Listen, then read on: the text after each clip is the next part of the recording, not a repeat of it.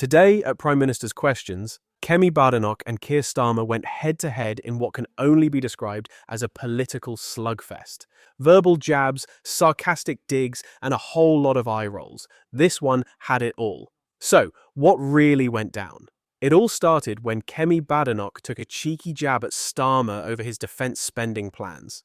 She joked that her suggestion to cut foreign aid had been immediately accepted, something she'd never seen happen so quickly before.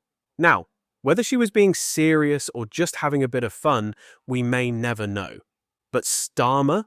Oh, he wasn't about to let that one slide. He's the leader of the opposition, Kemi Badenoch. Thank you, Mr. Speaker. Mr. Speaker, I wish the Prime Minister every success on his trip to Washington. The visit to see President Trump must serve our national interest. The Prime Minister and I are completely united in our support for Ukraine as a proud and sovereign nation. Yeah. What specific steps will he take to ensure Ukraine is at the negotiating table for any peace settlement? Well, I thank her for her words about the forthcoming trip.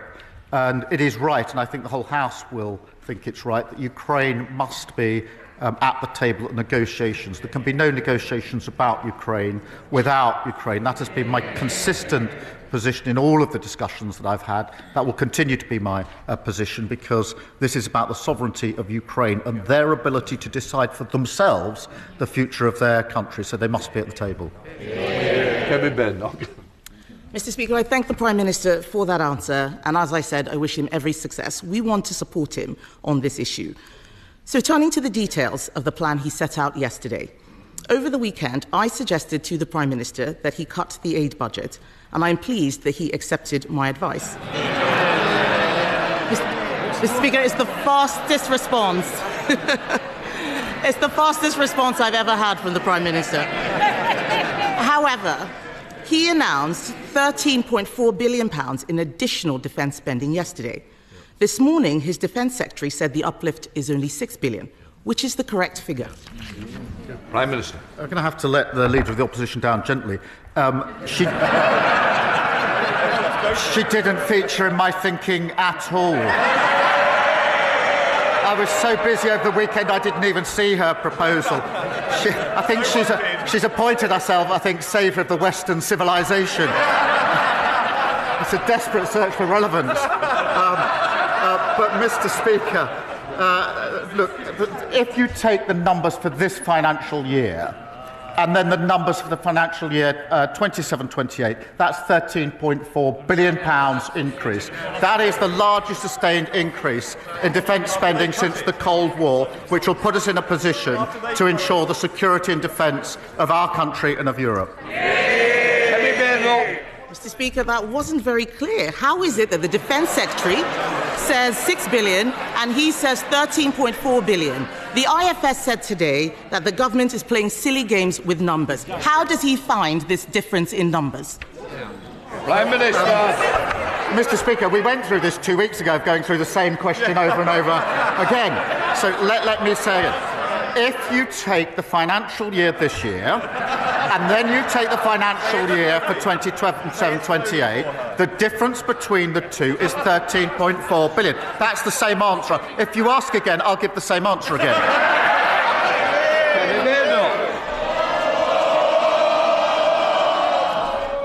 I'll decide when it's more.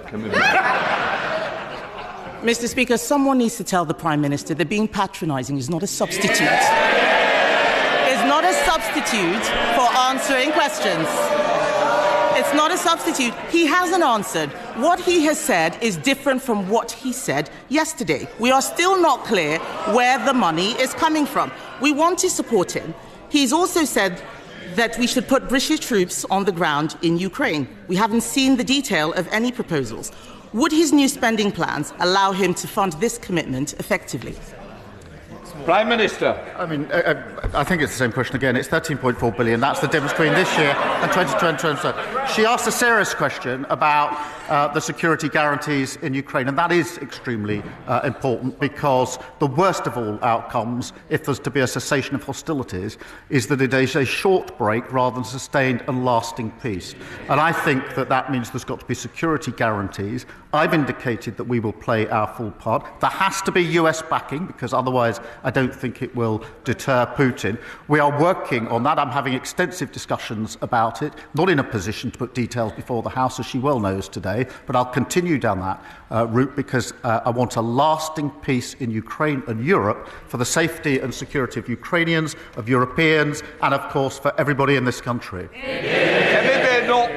Mr. Speaker, this is an endeavour that we want to support him in, but we need to know exactly what it is we're supporting. We need clarity and transparency over the money.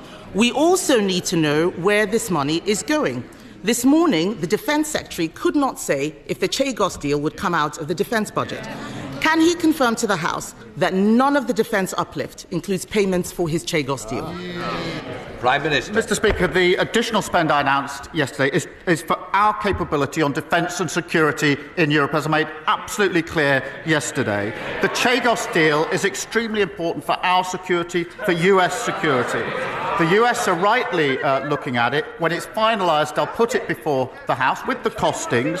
The figures being bandied around are absolutely wild of the mark. The deal is well over a century, but the funding I announced yesterday is for our capability to put ourselves in a position to rise to a generational challenge. That is what that money is all about, and I thought she supported it. Badenoch. Speaker, we need to make sure we are supporting a plan that is clear and transparent.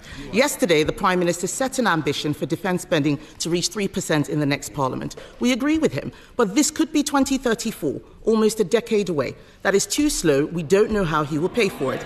We cannot raise taxes further. We already pay more on debt interest than defence, and everyone in this House would have heard him not answer the last question. So I will ask him again. Is he paying for the Chagos deal with this defence uplift or not? Prime Minister. Speaker, I've just dealt with that question.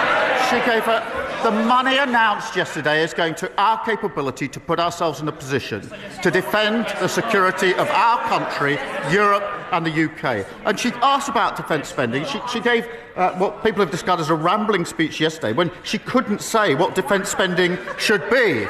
We've been absolutely clear. We've set it out, a full, credible, costed plan, and I thought she supported it. Well, that escalated quickly.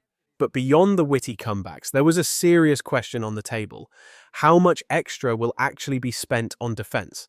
Badenoch pressed Starmer for a clear answer, but he stuck to his guns, insisting the figure was a £13.4 billion cash increase. The problem? Critics, including the IFS, claim that the maths doesn't quite add up. And when Badenoch tried again for clarity, Starmer grew visibly frustrated. His response? That's the same answer. If she asks again, I'll give the same answer again.